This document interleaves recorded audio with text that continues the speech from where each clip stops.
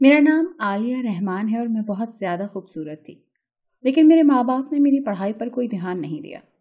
उनका कहना था कि खूबसूरत लड़की है, इसके लिए अच्छे घर से खुद ही रिश्ता आ जाएगा। और फिर ऐसा ही हुआ। मेरे लिए अच्छे घर से रिश्ता आ गया। वो लोग बहुत ज़्यादा अच्छे थे। मेरा शौहर और उसका एक भाई था। दोनों ऊपर नीचे पोर्शन में रहते थे। मेरी कोई सास नंद नहीं थी। दोनों भाइयों में बहुत मोहब्बत थी। मेरी ज़िंदगी शादी के बाद बहुत अच्छी थी। मेरा शौहर मेरा बहुत ज़्यादा ख्याल रखता था। अल्लाह ने मुझे एक बेटी और 2 बेटों से नवाजा। मेरी बेटी बड़ी थी और हमारी ज़िंदगी में सब कुछ ठीक था। मेरा देवर भी एक अच्छा इंसान था। वो ज़्यादातर शहर से बाहर रहता था। उसका सऊदी अरब में काम था। वो आता जाता रहता था। मेरे शौहर का काम इतना अच्छा नहीं था। हम उसे कहते थे कि वो मेरे शौहर को भी अपने साथ ले जाए, लेकिन इस बात के लिए वो कभी भी नहीं मानता था। न जाने उसकी क्या मजबूरी थी।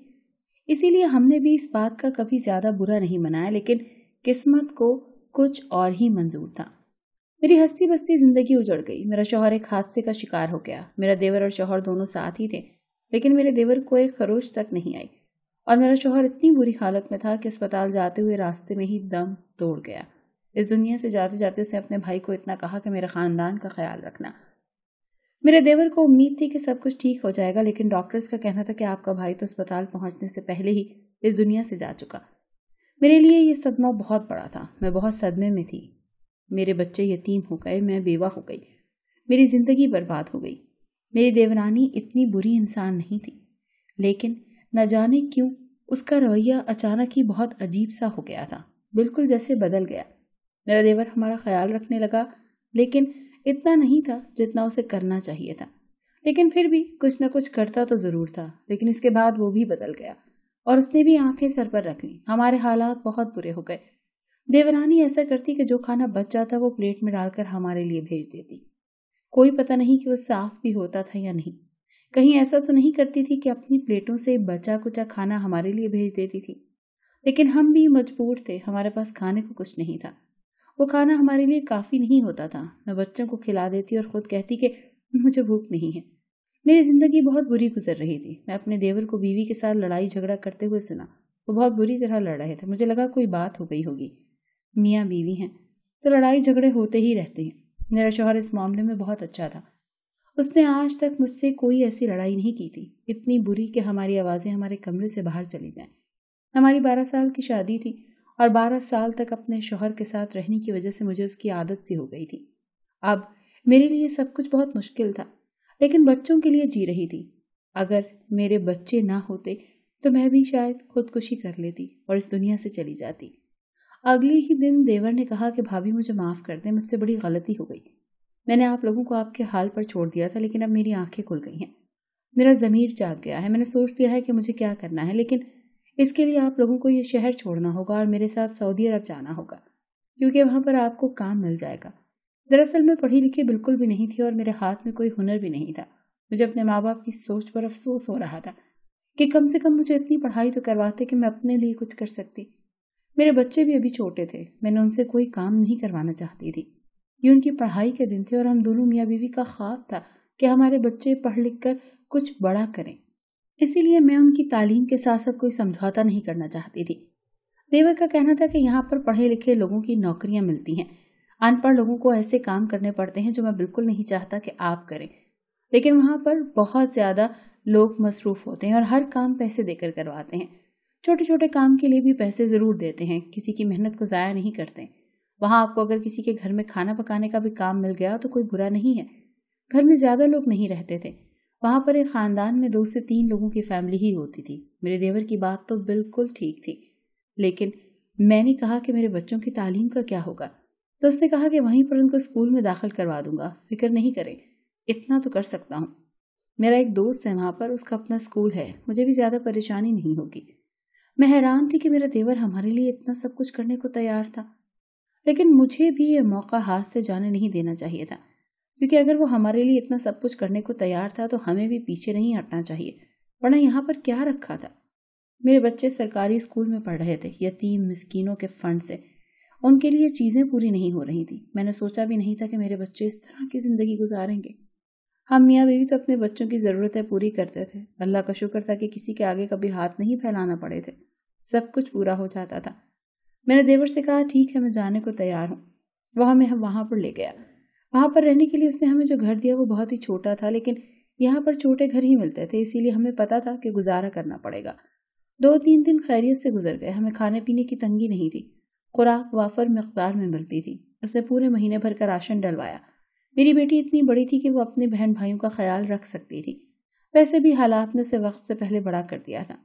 میری نوکری ایسی تھی کہ کبھی کبھی مجھے رات کو بھی وہاں رہنا پڑتا۔ دراصل دیور نے وہاں ایک سینٹر بنا رکھا تھا جہاں پر لاوارث عورتوں کو رکھا جاتا تھا۔ میرے دیور نے کہا تھا کہ وہاں صرف عورتیں ہی ہوتی ہیں اور یہ کام آپ کے لیے مناسب ہے، آپ کو مشکل نہیں ہوگی، وہاں عورتوں کے کام کرنے پڑتے ہیں، بس دھونا، کھانا بنانا، بس اس طرح کے کام کرنا ہوں گے۔ میں نے بھی کوئی آر نہ سمجھی کیونکہ یہ سب کام تو میں بآسانی کر سکتی تھی۔ میں نے کہا ٹھیک ہے کوئی مسئلہ نہیں۔ یہ ایک چھوٹی سی بلڈنگ تھی اور زیادہ عورتیں بھی نہیں تھیں، میرے علاوہ 2 اور عورتوں کو رکھا گیا تھا جو وہاں پر کام کرتی تھی۔ اس میں سے ایک کا تعلق انڈیا سے تھا اور ایک کا بنگلہ دیش سے۔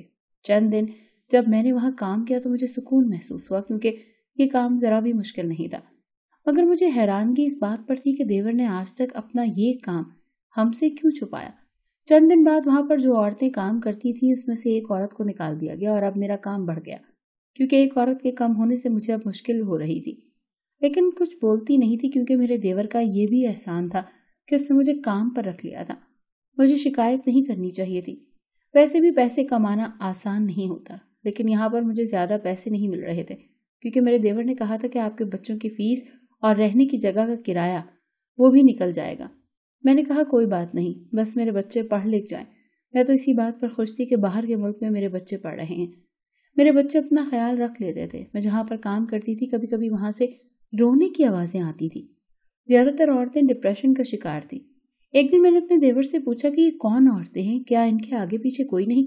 تو کہنے لگا سیدھی سی بات ہے، اگر آگے پیچھے ہوتا تو یہ یہاں کیوں ہوتی؟ کسی کے شوہر نے چھوڑ دیا تو کسی کی اولاد نے۔ مجھے یہ سن کر بہت دکھ ہوا۔ ماں باپ اپنی اولاد کے لیے ساری زندگی محنت کرتے ہیں، یہاں تک کہ بوڑھے ہو جاتے ہیں، اور جب وہ بوڑھے ہو جاتے ہیں تو اولاد ان کو دربدر ہونے کے لیے چھوڑ دیتی ہے۔ میں نے کہا واقعی عجیب بات ہے کہ بچے ایک دن اپنا گھر بنا لیتے ہیں لیکن اس گھر میں ان کے ماں باپ کے لیے ایک بستر کی بھی جگہ نہیں ہوتی۔ میں بھی تو اپنی اولاد کے لیے سب کچھ کر رہی تھی، سوچتی تھی کہ کیا وہ میرے ساتھ بھی ایسا کریں گے، لیکن انسان کا کیا پتا ہوتا ہے، کچھ بھی ہو سکتا ہے۔ ایک دن ایک عورت بہت بری طرح سے رو رہی تھی، مجھے بہت برا لگ رہا تھا، افسوس ہو رہا تھا۔ میں کچھ کر نہیں سکتی تھی، میں صرف ان کا خیال ہی رکھ سکتی تھی اور وہی کر رہی تھی۔ ایک دن ایک عورت سے ملنے کے لیے اس کا بیٹا آیا۔ میں نے کہا چلو اچھی بات ہے، کوئی تو ملنے آیا، لیکن جب میں نے اس کی آوازیں سنی تو وہ ایک دوسرے سے جھگڑا کر رہے تھے۔ میں نے کھڑکی سے کان لگا لیا۔ بیٹا کہہ رہا تھا کہ آپ کے نام ایک دکان تھی، ہمیں تو پتہ ہی نہیں تھا کہ وہ ہمارے نام کر دو، اور وہ عورت کہہ رہی تھی کہ مر جاؤں گی پر دکان تمہیں نہیں دوں گی، لیکن اس بات پر وہ رو بھی رہی تھی۔ بیٹے نے کہا آپ خود غرض ہیں، آپ نے کیا وہ مکان قبر میں لے کر جانا ہے یا وہ دکان قبر میں لے کے جانی ہے؟ جب آپ اس دنیا سے چلی جائیں گی تو وہ دکان مجھے مل جائے گی، آپ کب تک زندہ رہیں گی؟ عورت نے کہا ٹھیک ہے، مجھے کوئی مسئلہ نہیں، پھر میرے مرنے کا انتظار کرو۔ تھوڑی دیر بعد بیٹا وہاں سے اٹھ کر چلا گیا۔ میں اس کے لیے کھانا لے کر اندر آ گئی تو اس نے مجھ پر غصہ کرنا شروع کر دیا۔ میں نے کھانا سائڈ پر رکھ دیا اور میں واپس آ گئی۔ مجھے پتا تھا وہ بہت پریشان ہے اور اس کے لیے سب کچھ آسان نہیں تھا، اسی لیے مجھے اس بات کا برا نہیں لگا۔ جو ایک عورت وہاں کام کرتی تھی، ایک دن وہ بھی چھٹی پر تھی، اس نے کہا کہ تم آج اکیلی ہوگی۔ میں نے کہا کوئی بات نہیں، میں سنبھال لوں گی، مشکل تو ہوگی۔ میں نے کہا کہ نہیں ٹھیک ہے، کچھ نہیں ہوتا۔ اس نے کہا عورتوں کے کمرے میں زیادہ دیر مت رکنا، جو ڈپریشن کا شکار ہوتے ہیں وہ پاگل بھی ہو جاتے ہیں اور کبھی کبھار حملہ بھی کر دیتے ہیں۔ مجھے اس کی بات پسند نہیں آئی کہ اگر کوئی ڈپریشن کا شکار ہے تو اس کا مطلب یہ تو نہیں کہ وہ پاگل ہے۔ میرے ماں باپ جب زندہ تھے تو ان کی عمر کافی زیادہ تھی کیونکہ میں ان کی آخری اولاد تھی، لیکن وہ پاگل تو نہیں ہو گئے تھے۔ ایک عورت جو یہاں پر نئی آئی تھی اس کے کمرے سے رونے کی آوازیں آنے لگی۔ میں نے کہا یہ اپنے کمرے والوں کو یاد کر کے رو رہی ہوگی یا اپنے گھر والوں کو، کیونکہ یہ تو ابھی آئی ہے، لیکن اس کی آواز میں اتنا درد تھا جیسے وہ بہت زیادہ پریشان ہے۔ مجھے میرے حال پر چھوڑ دو، یہ آواز مجھے اس کے کمرے سے تھوڑی دیر بعد آئی۔ میں نے کہا وہ کس کو کہہ رہی ہوگی؟ مجھے میرے حال پر چھوڑ دو، یہ شاید یہ کہہ رہی تھی کہ مجھے میرے حال پر چھوڑ دیا ہے، کسی کو میری پرواہ نہیں ہے۔ ویسے یہ جگہ کافی دکھی سی تھی، یہاں پر ساری ہی دکھی عورتیں تھیں جن کے ساتھ رہنا بھی بہت عجیب تھا اور عجیب سا محسوس ہوتا تھا۔ تھوڑی دیر کے بعد اس عورت کے کمرے سے ایک اور آواز آئی کہ کوئی تو مجھے بچاؤ۔ اس بات پر میں حیران رہ گئی کہ یہ مدد کے لیے کس کو بلا رہے ہیں۔ میں مدد کے لیے تو انسان تبھی بلاتا ہے جب وہ مصیبت میں ہوتا ہے، اور یہ مصیبت میں کیوں ہے؟ کیا اس کے کمرے میں کوئی اور بھی ہے؟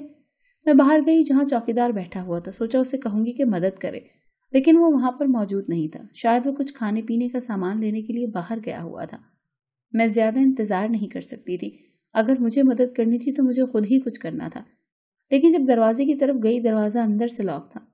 میں نے کھڑکی سے کان لگا کر سننا چاہا، کسی مرد کی آواز آ رہی تھی، اور جب کھڑکی کھول کر دیکھا تو حیران رہ گئی، کیونکہ وہاں پر میرا دیور تھا جو اس عورت کی کلائی پکڑ کر بیٹھا تھا، اور دوسرے ہاتھ میں کوئی کاغذ تھا، اور اس کو کہہ رہا تھا کہ سائن کرو۔ بعد میں مجھے دیکھ کر وہاں سے چلا گیا، اور اس عورت نے بتایا کہ میرے نام تھوڑی جائیداد ہے جو یہ اپنے نام کروانا چاہتا ہے، اور یہاں پر جتنی بھی عورتیں ہیں ان کے ساتھ یہی کرتا ہے۔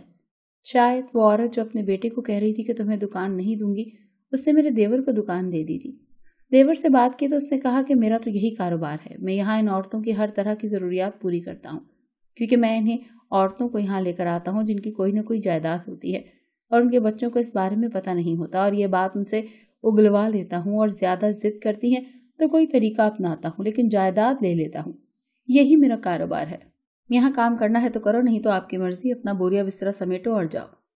وہیں پر ایک ایسی عورت بھی موجود تھی جو خاصی پڑھی لکھی تھی، لیکن شدید ڈپریشن کا شکار ہونے کی وجہ سے اپنے حواس کھو چکی تھی۔ ایک دن اس نے مجھ سے کہا کہ میرا ایک بیٹا ہے جو کہ میرے سابقہ شوہر سے ہے، لیکن اس کو میرے بارے میں پتہ نہیں ہے۔ تم کسی طرح اس کو تلاش کرو، وہ مجھے یہاں سے نکال لے جائے گا اور تم لوگوں کی بھی مدد کرے گا۔ میں نے بڑی مشکل سے کسی طرح اس شخص کو تلاش کیا، اس کے نمبر پر کال کر کے اسے بلایا اور سب کچھ بتا دیا۔ وہ اپنی ماں کو وہاں سے لے گیا اور مجھے اور میرے بچوں کو بھی وہ اپنے گھر لے گیا۔ در حقیقت وہ اس عورت کا سگا بیٹا تھا، لیکن اس کے باپ نے اس عورت کو بہت پہلے چھوڑ دیا تھا۔ اس کے بعد اس عورت نے دوسری شادی کی، مگر اولاد نہ ہوئی۔ اولاد نہ ہونے کی وجہ سے اس کے دوسرے شوہر نے بھی اس کو طلاق دے دی، جس سے وہ اس قدر ڈپریشن کا شکار ہوئی کہ دیور کے ہتھے چڑھ گئی۔ کچھ ہفتے میں اس عورت کے گھر پر ہی رہی، دن رات اس کی خدمت کرتی رہی۔ آہستہ آہستہ وہ مکمل صحتیاب ہو گئی۔ میں نے اس کے بیٹے سے کہا کہ کسی طرح مجھے بس پاکستان کی ٹکٹ دلوا دو، میں واپس اپنے گھر جانا چاہتی ہوں۔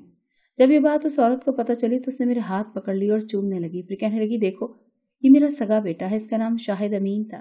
کہنے لگی میرے شاہد سے شادی کر لو، بے شک میں نے اس کو پالا تو نہیں ہے، لیکن یہ ہے تو میرا ہی خون نا۔ میں تمہیں یقین دلاتی ہوں کہ جب تک میری زندگی ہے تم اس گھر میں سکون سے رہو گی۔ اور میری زندگی کے بعد اس نے سوالیہ نظروں سے شاہد کی طرف دیکھا تو کہنے لگا ماں جی مجھے آپ کا ہر فیصلہ منظور ہے۔ شاہد کی پہلی بیوی اس کو بہت پہلے چھوڑ چکی تھی، اور اس کے 2 بچے تھے جن کو سنبھالنا بھی اب میری ذمہ داری تھی۔